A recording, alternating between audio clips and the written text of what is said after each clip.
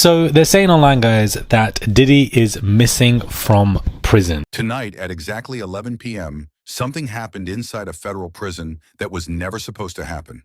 No alarms, no press release, no explanation. Sean Diddy Combs was there.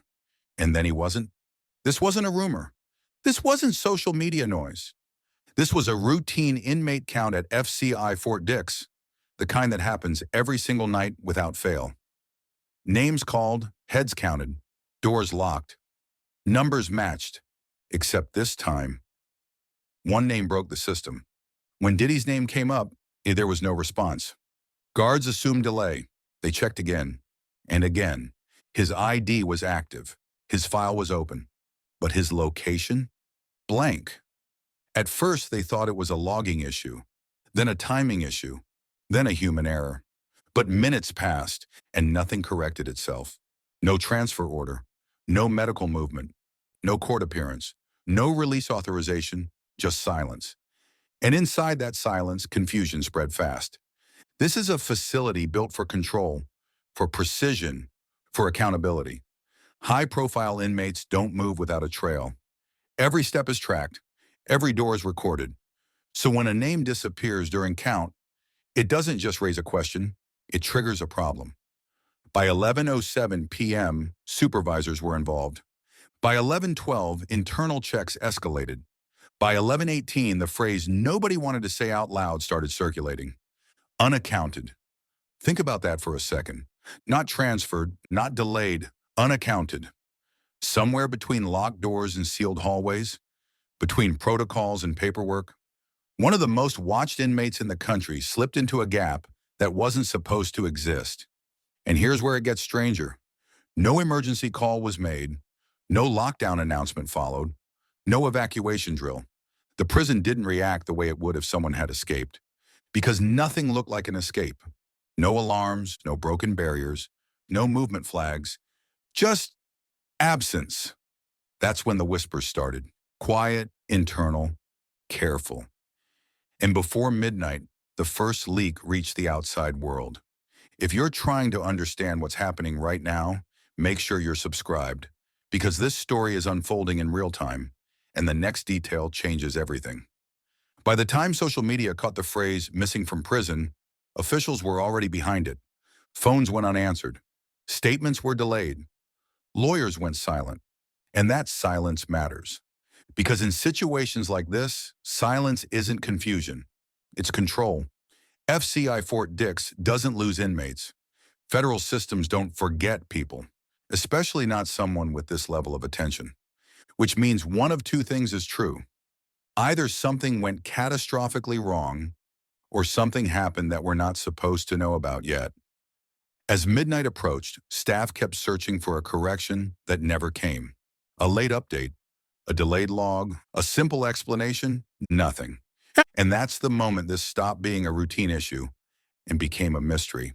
Because when a system designed to track every breath suddenly has no answer, the question isn't, where is he?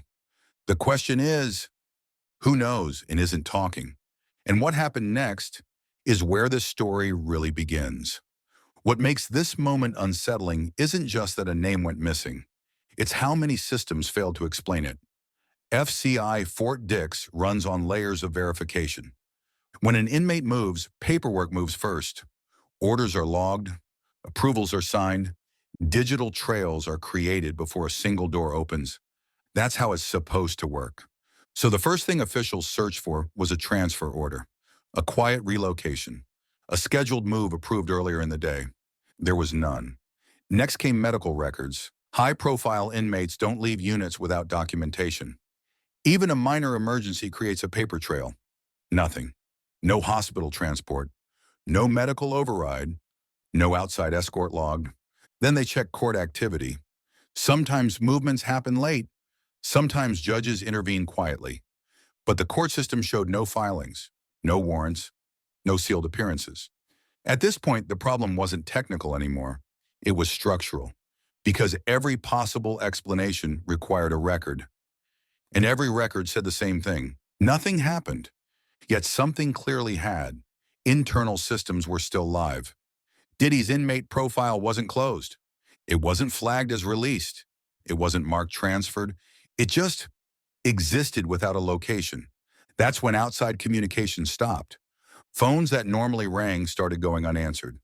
Emails received no replies. Press inquiries were acknowledged but never answered. One sentence kept repeating, "We're reviewing the matter." That phrase sounds harmless, routine, professional. But in federal situations, it usually means one thing. Someone higher up is deciding what can be said, and the longer that decision takes, the more dangerous the truth usually is. Inside the facility, tension grew quietly. No lockdown was announced. No emergency alert was triggered, which tells you something important. They weren't treating this like an escape, because escapes create chaos, and this place stayed calm. Too calm. That calm suggests control, planning, authorization. But here's the contradiction. If this move was authorized, why was there no trail?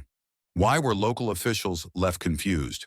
Why were routine explanations unavailable? That gap is where the story starts bending. Because in systems like this, mistakes get fixed quickly. Errors correct themselves. This didn't. Minutes turned into hours. Hours turned into silence. And as the night deepened, one uncomfortable realization began to spread. Whatever happened to Sean Combs didn't go wrong. It went above. And once something rises above local authority, the people closest to it are usually the last to know. By the time the outside world caught on, the narrative was already slipping away from the facts. Because this wasn't about where someone went, it was about who took control of the answer. And the next update that surfaced changed everything we thought this was. That's when this story stopped being confusing and started becoming deliberate. Then came the update that changed the entire tone of the night. Not a press release, not a public statement, an internal status change. Just after 11 p.m., Diddy's inmate profile was quietly altered. No announcement, no explanation. One line was added, an internal custody label that almost never appears. Unscheduled status. That single phrase matters more than anything else so far because it isn't used for transfers. It isn't used for medical emergencies, and it is never used for court appearances. Those all have names, paperwork, reasons. This one doesn't. Unscheduled only appears when local authority is removed from the process entirely, when decisions are made above the facility, when instructions arrive that do not require explanation. That's the moment this stopped looking like an error. Up until then, officials could blame a delay, a glitch, a missing log. But once that status appeared, every normal explanation collapsed because someone had acted, quietly, deliberately, and whoever did it didn't need approval from Fort Dix. Think about that. A federal inmate doesn't just change status without a chain of command, and that chain doesn't start at the prison, it starts higher. At that moment, guards weren't searching for a person anymore. They were waiting for instructions, and instructions didn't come. No location update followed. No destination was added. No clarification appeared. Just a locked status and silence. This is the point where insiders stop talking, because now it's no longer their story to tell. And this is where the internet got it wrong. People started asking, did he escape? But escapes leave damage. They leave chaos shows, and they leave alarms and cameras and panic. None of that happened. This wasn't disorder. This was control. When systems don't panic, it's usually because they're following orders. That realization spread fast. Because if Sean Combs wasn't transferred, and he wasn't released, and he wasn't hospitalized, then the only remaining possibility is the one nobody wants to say out loud, that he was moved in a way that doesn't require public acknowledgement. And once that door opens, the story stops being about Diddy. It becomes about power, about who can remove a person from a federal system without explanation, about which cases are allowed transparency, and which ones disappear behind sealed authority. Right now, there is no official confirmation of where he is, and there is no denial that something unusual occurred.